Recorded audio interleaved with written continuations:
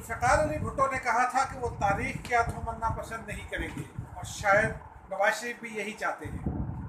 जी हाँ, आज की जो उनकी प्रेस कॉन्फ्रेंस है, गुज़िश्ता रोज़ का उनका खिताब, ये तमाम मामलात ऐसे हैं जो इस बात का पता देते हैं कि नवाज शरीफ साहब ने कोई एक फ़ैसला कर लिया है और ग़ालिबन ये फ़ैसला यही है कि वो तारीख़ के हाथों मरना पसंद नहीं करेंगे, तारीख़ में ज़िंदा रहना चाहेंगे।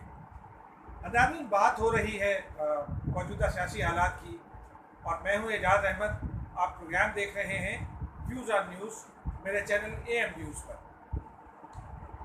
नाज़रीन, अभी जो मैंने अपने इंट्रो में जो बात कही वो 100% दुरुस्त है, क्योंकि जुल्फ़िकार अली भुट्टो ने ये बात अपनी बेटी बेनज़ीर भुट्टो को जो ख़त लिखा था उसमें भी उन्होंने तहरीर की और कई और जगहों पर भी, और फिर वो फांसी के फंदे पर झूल गए।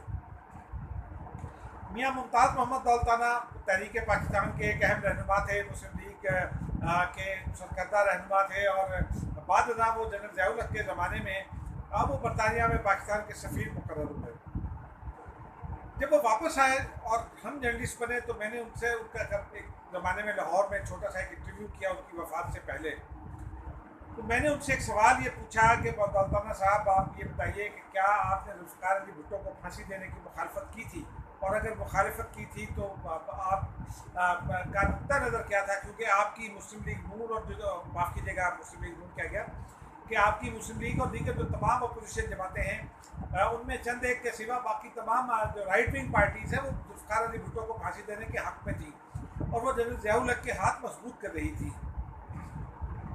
दौलताना साहब ने फरमाया, उन्होंने कहा कि जब भुट्टो को फांसी दी जा रही थी तो मैं उस वक्त लंदन में पाकिस्तान का हाई कमिश्नर था, माफ़ कीजिएगा उस वक्त सफ़ीर थे, क्योंकि जुल्फ़िकार अली भुट्टो निकल गए थे दौलत मुश्तरका से, बरतानवी दौलत मुश्तरका से, तो वो सफ़ीर का ओहदा था उस वक्त। हाई कमिश्नर दौलत मुश्तरका के मालिक में हुआ करते हैं। तो दौलताना साहब ने कहा कि जब ज़िया उल हक़ साहब का ख़त आया और उन्होंने राय मांगी कि जी अगर भुट्टो साहब को फांसी दे दी जाए तो दुनिया में क्या रिएक्शन आएगा, तो कहने लगे कि मैंने उनसे उनको जवाबी ख़त लिखा कि एक और तारीख़ में इमाम हुसैन एक ही काफ़ी हैं, और उनका ये कहना था कि इमाम हुसैन की याद अब तक मनाई जाती है, 1400 साल के करीब हो चुके हैं। उनका यही कहना था कि अगर आप जुल्फ़िकार अली भुट्टो को फांसी देंगे तो फिर एक और सियासी कब्र पैदा हो जाएगी, तारीख़ में वो हमेशा याद रखी जाएगी, आपको लोग बुरा भला कहते रहेंगे और फिर ये एक फ़िरका भी बन सकता है। और वही हुआ। जुल्फ़िकार अली भुट्टो की कब्र पर आज भी अगर आप चले जाएं तो वहाँ रोज़ाना सैकड़ों हज़ारों लोग आते हैं, मोहतरमा बेनज़ीर भुट्टो की कब्र पर भी फातिहा पढ़ते हैं, लेकिन वो ज़्यादातर लोग भुट्टो के चाहने वाले होते हैं। लेकिन अगर आप देखें 17 अगस्त को फैसल मस्जिद चले जाएं तो फैसल मस्जिद के बाहर मदफून ज़िया उल हक़ की कब्र पर सन्नाटा होता है। अब उनके बच्चे भी उनकी कब्र पर आकर बरसी का जो जलसा हुआ करता था वो नहीं करते, क्योंकि उसमें जहाँ बेपनाह अखराजात की ज़रूरत होती है वहाँ मेहनत की ज़रूरत होती है, और लोग ज़िया उल हक़ की कब्र पर आना अब उस तरह का जो चूँकि दौर बदल गया और भुट्टो और एंटी भुट्टो फोर्सेस जो हैं वो उन्होंने कुछ और रंग इख्तियार कर लिया, तो अब ज़िया उल हक़ के चाहने वालों की तादाद इतनी बड़ी नहीं रही। यही सबक है तारीख़ का, और ग़ालिबन पाकिस्तानी सियासतदानों ने जमहूरियत के इस्तेहकाम के बहुत सारे मौक़े ज़ाय किए, करप्शन की बहुत सारी कहानियाँ ज़बान रद्द-ए-आम हैं, लेकिन अब ऐसा लगता है कि जो मौजूदा सियासी क़यादत है उसने हकीकतन अपनी कुछ गलतियाँ रियलाइज़ कर ली हैं। शायद उनके जहन में और दिल में कहीं ये भी हो कि जो कुछ उन्होंने किया इस मुल्क के साथ या जो कुछ माशरे के साथ उन्होंने किया, करप्शन की जो दास्तानें हैं, अगर उसमें से निस्फ भी सच्ची है तो ये हो सकता है वो अपनी खुद ये सोचते हो कि ये कोई अच्छा नहीं किया, क्योंकि बहरहाल मुल्क सियासतदानों ने चलाना है, हुकूमत सियासतदानों ने चलानी है। वोट अवाम के वोट से अगर मुंतखब होंगे तो ज़्यादा बेहतर अंदाज में हुकूमत चला सकेंगे, लेकिन ज़्यादा बेहतर अंदाज में हुकूमत इसलिए तब चला सकेंगे जब उनको हुकूमत चलाने का इख्तियार हो। अगर हुकूमत में एक सियासतदान बैठा हो और फैसला साजी कहीं और हो रही हो, जैसा कि आजकल प्रोपेगेंडा भी किया जाता है और ये तासुर भी है इमरान खान साहब की हुकूमत के हवाले से, फिर ये अक्सर फैसले कहीं और होते हैं। तो फिर उस तरह के मसाइल पैदा होते हैं जिस तरह के मसाइल मौजूदा हुकूमत को दरपेश हैं। मसलन इकॉनमी बैठ गई। इमरान खान साहब लाख ये कहते रहे कि इकॉनमी रीट्रैक हो गई है, सब अच्छा जा रहा है, सब ठीक हो रहा है, लेकिन इकनॉमिक हकीकत ये है और ये इसको कोई दुनिया की कोई कुव्वत नहीं जुटाती कि जो हमारी इकनॉमिक ग्रोथ है वो -0.05 है। यानी कि -0.05 इकॉनमी का मतलब ये है कि हमारी इकनॉमिक ग्रोथ नहीं हो गई, एक जगह रुक गई है। और उसको ट्रैक पर आते आते जो कहा जाता है कि नवाज शरीफ साहब छोड़ कर गए थे 5.8 पर, उस तक पहुँचते पहुँचते शायद अब उसको सालों लगे, क्योंकि दरमियान में इसमें भी कोई शक नहीं कि मौजूदा हुकूमत को एक बहरान विरसे में मिला। कुछ चीज़ें ठीक नहीं थी उस वक्त भी, वो विरसे में मिली, लेकिन फिर कोविड-19 ने बहुत ज़्यादा इकनॉमिक प्रेशर बढ़ाया। फिर एक्सपोर्ट्स एक ज़माने में डिक्लाइन पर आई, अब वो कुछ बेहतरी की जानिब माइल हैं। कोविड-19 के ज़माने में एक्सपोर्ट्स बिल्कुल ही कम हो गई, या यूँ कह लें कि सिफर पर आ गई। लेकिन इसमें बहरहाल मतलब चूँकि हम ये समझते हैं कि जो हुकूमत का जो कुछ भी हमें बता रही होती है वो सब ठीक है, क्योंकि हमें मईशत की समझ नहीं होती। लेकिन हफीज़ शेख साहब जिस दिन से वज़ीर ख़ज़ाना बने, वो मुसलसल इकनॉमिक रिसेशन की बात करते हैं। वो मुसलसल कहते हैं कि लोग बेरोज़गार होंगे, 30 से 40 लाख का तो तस्दीक भी कर चुके। लेकिन अब जो प्राइवेट सेक्टर में माहिरीन है उनका ये कहना है कि तकरीबन 1.5 करोड़ आदमी से मुतासिर हुआ, 1.5 करोड़ आदमी बेरोज़गार हुआ। अगर आप 1.5 करोड़ को आप अपने फैमिली साइज़ के साथ ज़रब दें तो मुतासरीन की तादाद करोड़ों में जा बैठती है। फिर जाहिर सी बात है कि अपोजिशन जो है वो अपोजिशन करने के लिए ही ऐवान में बैठती है। अगर हुकूमत की इकनॉमिक पॉलिसीज़ पर वो भी वाह करना शुरू कर दे तो फिर उसे अपोजिशन कौन कहेगा। इस अपोजिशन की तो बदकिस्मती ये रही कि जब ये पीपल्स पार्टी और नून लीग इस मतलब अपोजिशन में इकट्ठी बैठी तो इमरान खान साहब के हाथ बहुत मजबूत थे। उनके हाथ क्यों मजबूत थे? दो वजूहत की बिना पर। एक तो उनका मॉरल हाई ग्राउंड बहुत अप था, यानी कि उनको उनका जो मंत्रा था करप्शन के खिलाफ, एहतसाब का जो नारा था, फिर यूथ उनके साथ थी। लेकिन उनको जो सबसे ज़्यादा फ़ायदा हुआ वो सिविल मिलिट्री रिलेशनशिप जो हुकूमतों की और एस्टेब्लिशमेंट की हुआ करती है, माजी में वो कुछ बहुत अच्छी नहीं होती थी, अब वो बहुत अच्छी है। और इस बात का इमरान खान साहब को बहुत ज़्यादा फ़ायदा वो होना भी चाहिए, ये रिलेशनशिप बेहतर भी होनी चाहिए। लेकिन जो पाकिस्तान के जो मारूजी हक़ाइक़ हैं वो ज़रा ये भी इस बात के भी मुतकाज़ी हैं कि जो भी अदारे हैं या जो भी शख्सियात हैं, अगर वो जमहूरियत को सपोर्ट कर रहे हैं तो फिर उनको पूरे सिस्टम को साथ लेकर चलना है। उसूली तौर पर तो किसी और अदारे का, सियासतदानों के अलावा किसी और का ये हक़ ही नहीं है। अगर आप आइन देखिए तो क्या फ़ौज, क्या जुडिशरी, क्या ब्यूरोक्रेसी, किसी को ये राइट हासिल नहीं है कि वो सियासी मामलात में मुदाखलत करे। लेकिन पाकिस्तान जिस किस्म के हालात से गुजार है, जिस किस्म का माशरा हमारा बन गया है, हमारी कौम जो है वो अगर वो याद रखती है तो वो तारिक बिन ज़ियाद को याद रखती है, अगर वो याद रखती है तो मोहम्मद बिन कासिम को याद रखती है। लेकिन तारीख़ में जो जमहूरी हुक्मरान गुजरे हैं उनको वो याद नहीं रखती है। हम बुनियादी तौर पर जो पाकिस्तानी माशरा है वो माचो मैन को पसंद करता है, और जनरल जो है या सिपर सालार जो है या खलीफा, वो जिसने खलीफा वक्त जिसने बहुत बड़े पैमाने पर फतवाहत हासिल की हों, या वो बादशाह जो ऑटोक्रेटिक गवर्नमेंट में होते हैं लेकिन उनकी फतवाहत का तस्करा बहुत होता है, वो हमारे हीरो हैं। हम जमहूरियत को हमें घोल कर पिलाए जाने की कोशिश हो रही है। रफ्ता रफ्ता इस माशरे में जमहूरियत की जड़ें मजबूत भी हो रही हैं, और लोग चंद साल के बाद जो नामराना हुकूमतें होती हैं उनके चंद साल के बाद लोगों को ये एहसास होता है कि सियासतदान की हुकूमत कितनी अहम है, क्योंकि उस हुकूमत में उनको काम करने की आज़ादी होती है, उनको तहरीर व तकरीर की आज़ादी होती है। अब वो नहीं हासिल। इसमें शायद किसी अदारे से का कसूर हो तो हो, मुझे उसका इल्म नहीं आज, लेकिन जो कहा जाता है एस्टेब्लिशमेंट पर इल्ज़ामात तो लगते हैं, वो तो 70 साल से लग रहे हैं।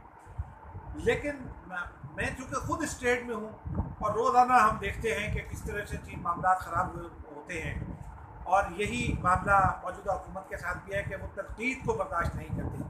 अगर हुकूमत पर तनकीद कर दी जाए तो शहबाज गिल से लेकर मुराद सईद साहब तक, जिनकी अपनी बहुत सारी कहा जाता है कि कहानियाँ हैं, वो जर्नलिस्ट के नाम ले लेकर उनको क्या कैसी कैसी दुश्मन तराजी करते हैं, ये आप भी जानते हैं और मैं भी जानता हूँ। इन हालात में जब नवाज शरीफ साहब जो मुल्क से बाहर गए, वो गए, अगर वो गए और गलत, तो मेरे नज़दीक ये गलत बात है। नवाज शरीफ साहब को एक अदालत ने सज़ा सुनाई, हुकूमत को ये करना चाहिए था कि वो उस केस को रीओपन कराती सुप्रीम कोर्ट से या कि हाई कोर्ट से, ये फैसला होता कि ये सज़ा ठीक है या नहीं। नवाज शरीफ साहब की सज़ा अगर ख़त्म हो जाती है अदालत के ज़रिए, तो फिर वो आज़ाद शहरी के तौर पर बैरून मुल्क जाते। यकीनी तौर पर वो पाकिस्तान के शहरी हैं, उनके खिलाफ अगर वो अपील में भी जाती नैब, तो अपील चलती रहती और जब इलाज मुकम्मल हो जाता तो वापस आ जाते। लेकिन हुआ क्या, हुकूमत ने घबरा कर या किसी के मशवरे पर नवाज शरीफ साहब को बाहर भेज दिया।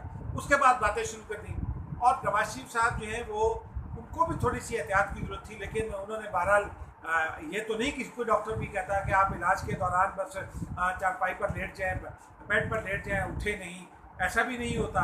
उनकी सेहत कुछ बेहतर ज़रूर दिखाई देती है, लेकिन बहरहाल ये उस प्रेशर के खात्मे का भी नतीजा हो सकती है जो उनके ऊपर पाकिस्तान के अंदर था। लेकिन अब पिछले कुछ अरसे में 2 साल 2.5 साल तक तो जो अपोजिशन जमातें हैं वो एक दूसरे पर ही इल्ज़ाम तराशी और दुश्मन तराजी करती रहीं। पीपल्स पार्टी और नून लीग के दरमियान लव हेट का रिलेशनशिप जारी रहा। कभी करीब आती थी और फिर कभी नून लीग धोखा दे जाती थी, कभी पीपल्स पार्टी धोखा दे जाती थी। ऐसे में जाहिर सी बात है ये बहुत मुश्किल काम था कि दोनों जमकर हुकूमत की हिमायत मुखालफत करती। एक मौका जब हमने देखा, जब आर्मी एक्ट में तरमीम का मामला था, तो उस वक्त नून लीग का रवैया बहुत ही मुसालिहाना था और नून लीग को बहुत जल्दी थी, हुकूमत से भी ज़्यादा जल्दी थी कि वो कानून साजी मंजूर हो जाए। वो एक अच्छी कानून साजी है। अगर आर्मी चीफ की मुद्दत मुलाजमत नहीं थी और सुप्रीम कोर्ट ने उसकी जानिब तवज्जो दिलाई, तो वो एक अच्छी थी कि मुद्दत मुलाजमत मुकर्रर हो जाए। और जो मारूजी हालात थे उसमें हुकूमतों को ये फैसला करना होता है कि किस आर्मी चीफ की ज़रूरत है और किसको रिटायर हो जाना चाहिए। इस वक्त की हुकूमत का ये राइट भी था और जो हालात थे उसमें उनको ये करना था, ज़रूर करना था कि ये फैसला कि जनरल कमर जावेद बाजवा को तौसीह दी जाए। ये उनका राइट था, उन्होंने अपना राइट एक्सरसाइज किया, इसमें कोई एतराज़ की बात नहीं है। लेकिन पीपल्स पार्टी उसमें चंद शराइत रखना चाहती थी, मुस्लिम लीग नून नहीं रखना चाहती थी। बाद पीपल्स पार्टी वो करना चाहती थी जो मुस्लिम लीग नून नहीं करना चाहती थी। तो ऐसे में फिर FATF की कानून साजी आ गई। उसमें भी मुस्लिम लीग नून की जानिब से बाद जगह पर नुकत दिखाई गई, बाद जगह पर लीनियंट रहा मुस्लिम लीग नून का एटीट्यूड। पीपल्स पार्टी ज़रा सख्त रही और फिर ज़्यादा दहशतगर्दी के जो 2 बिल थे उसमें बहुत अच्छी तरमीम अपोजिशन लाने में कामयाब रही और फिर उसके बाद FATF का बिल एकतरफा तौर पर हुकूमत ने मंजूर कराने का फैसला कर लिया।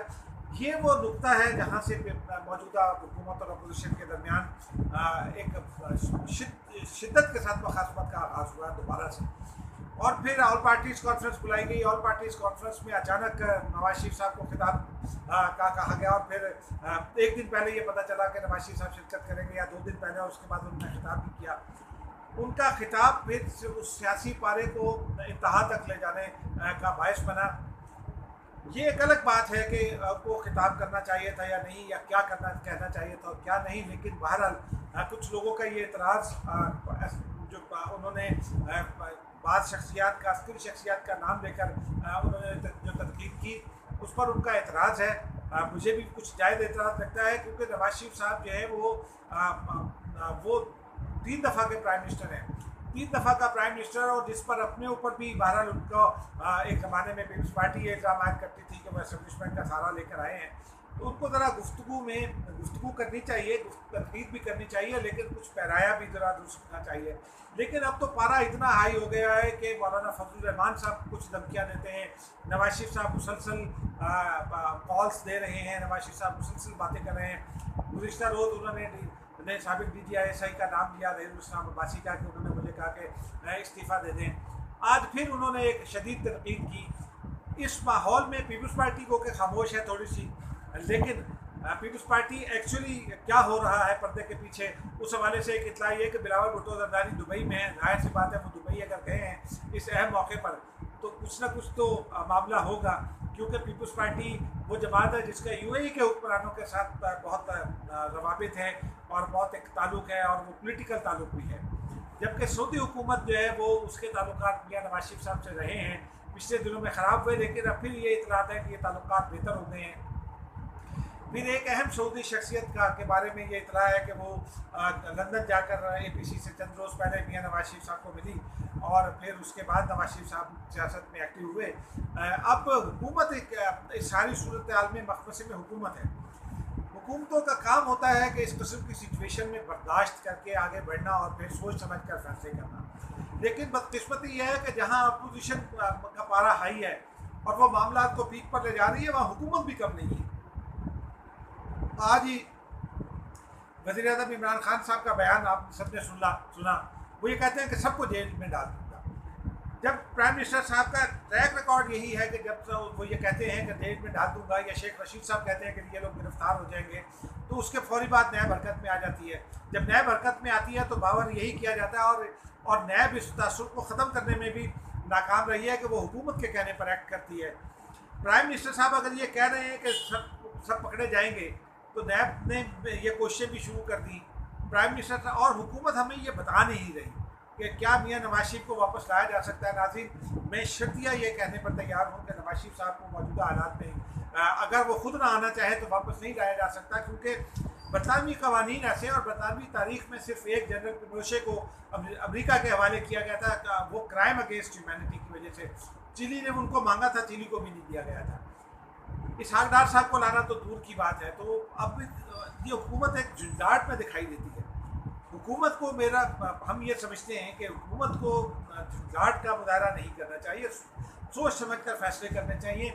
महातिर मोहम्मद साहब ने जो मशवरा दिया था अपोजिशन के साथ एक वर्किंग रिलेशनशिप कायम करने का, उसकी तरफ अभी भी वक्त है कि वो आ सकती है। लेकिन अगर आज जैसे मुस्लिम लीग नून ने अपना प्लान अनफोल्ड किया है, वो पूरे पंजाब में डिवीज़नल लेवल पर वो कन्वेंशंस करेगी, जलसे करेगी, लेकिन उसके अलावा कराची समेत मुल्क भर में और बड़े बड़े जलसे करेगी। मुस्लिम लीग नून माहौल गरमा रही है, दूसरी जानी पीपल्स पार्टी अपना प्रोग्राम तैयार कर रही है, तीसरी जानी मौलाना साहब का प्रोग्राम तैयार है। 11 अक्टूबर को क्वेटा के जलसे से पहले उनके 2-3 जलसे उनके भी शेड्यूल हैं। ANP भी इसमें हिस्सा डालेगी। तो ये तमाम की तमाम कुव्वत है जब इकट्ठी हो जाएंगी और फिर अगर ये पॉलिटिकल माहौल गर्म हो जाता है और उसके बाद लॉन्ग मार्च में आते हैं, तो हर तरफ से काफ़िले इस्लामाबाद जब आ रहे होंगे तो उस वक्त हालात तशवीशनाक रुख इख्तियार कर सकते हैं, क्योंकि वो परेशानी का वक्त होगा हुकूमत के लिए भी और हुकूमत के जो हामी हैं जो उसे कायम रखना चाहते हैं। और पाकिस्तान में मिसाक जमहूरियत में 5 साल तक हुकूमत को ना छेड़ने का वादा किया गया है। मेरा ये ख्याल है कि अगर इस वक्त भी अगर मुज़ाकरात का ढोल डाला जाए तो मिसाक जमहूरियत ही वो बेहतरीन रास्ता है जिससे हम इस बहरान से निपट सकते हैं। और उसके साथ एक छोटा सा कदम और मामला को बेहतर कर सकता है, वो है truth and reconciliation commission. Pakistan जिस जगह पर पहुंच चुका है, वहाँ ट्रूथ एंड रिकन्सिलिएशन कमीशन में जाकर तमाम के तमाम लोग अपनी अपनी गलतियाँ तस्लीम करें और फ्रेश स्टार्ट लें, यानी कि फ्रेश फ्रॉम दी एशेज़। अगर वो स्टार्ट लेंगे तो पाकिस्तान लाजमी तौर पर तरक्की की राह पर गामजन हो सकता है। अभी पाकिस्तान तरक्की की राह पर है, दिफा के शोबे में हम बहुत बेहतर हैं। जहाँ तक अदारों का मामला है, अदलिया पर अभी उंगलियाँ उठती हैं, पुलिस पर उंगलियाँ उठती हैं, ब्यूरोक्रेसी पर उंगलियाँ उठती हैं। इन सब को अपने आप को ठीक करना चाहिए। लेकिन कुछ अदारे हमने सिविल मामलात में भी कुछ अदारे हमने बनाए हैं। ऐसा नहीं है कि सारे अदारे नहीं हमने तबाह बर्बाद कर दी। हमने कुछ अदारे बनाए हैं, कुछ हमारे यहाँ अच्छे लोग भी पैदा हुए हैं, तो उसका फ़ायदा उठाना चाहिए। और अभी भी वक्त है, मैं ये समझता हूँ कि अभी भी वक्त है कि अगर इमरान खान साहब थोड़ा सा लचक का मुजाहरा करने पर तैयार हों तो फिर मुश्तरका दोस्त जो हैं वो इन सबको एक मेज़ पर बिठा सकते हैं। वरना अगर पुलों के नीचे से पानी मज़ीद गुजर गया और पानी की सतह बुलंद हो गई तो फिर शायद हालात खान साहब के कंट्रोल में भी न रहें। नाज़रीन, अब तक के लिए इतना ही। मिलते हैं किसी और व्लॉग में, किसी और वीडियो में। इस दरख्वास्त के साथ इजाज़त दीजिए कि इस चैनल को सब्सक्राइब कीजिए ताकि आपको डीप इंसाइट मिलता रहे। अपने दोस्तों को, रिश्तेदारों को, चाहने वालों को, जो आपके कॉलीग्स हैं उनको भी तजवीज़ कीजिए ताकि ये डीप इंसाइट उन्हें भी मिले। खुदा हाफ़िज़।